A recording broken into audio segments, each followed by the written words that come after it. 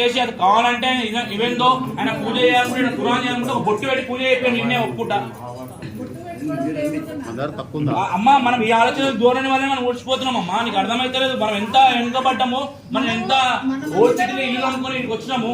Old city ఎందుకు అనుకున్నాం, భయపడి పంపించడం జరిగింది. ఈవెన్ దో మెడికో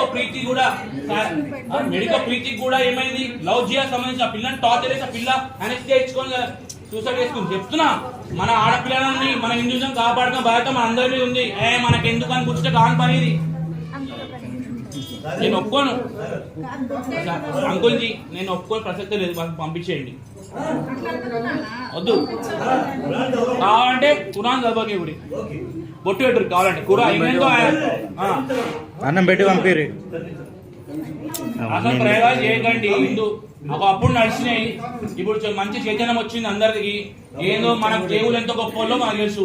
2500 సంవత్సరాల ముందు పుట్టిన 5000 సంవత్సరాల ముందు మనమే ఉంటాం.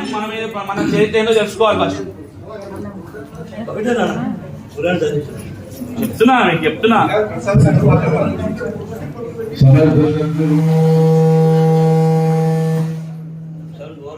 ఓలకన్నా డిస్టర్బ్ చేస్తే సారీ. గురుదేవదత్తకు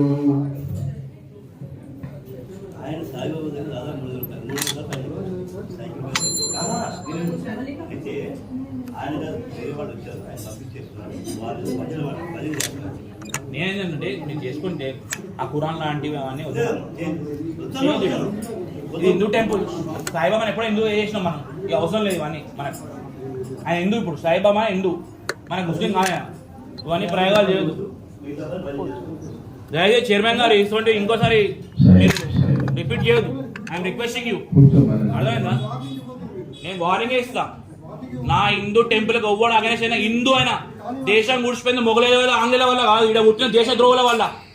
ఇలా ఇంకా నడుస్తున్నాం దేశద్రోహులు. నిన్న మొన్న నేను ఇద్దరు దొరికారు మలక్పేట్ల. ఒక్కడు ఏ కమ్యూనిటీ సంబంధించిన మాట్లాడాడు, టెర్రరిస్టు. ఏంది ఇవన్నీ? ఎంతమంది దొరుకుతురు దీని గురించి మాట్లాడారు ఒక కమ్యూనిటీ. మన కమ్యూనిటీ మనం కాపాడాల్సిన బాధ్యత మనస్తా.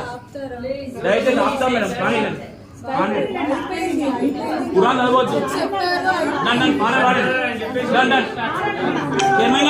చెప్పండి, మీరు చెప్పండి.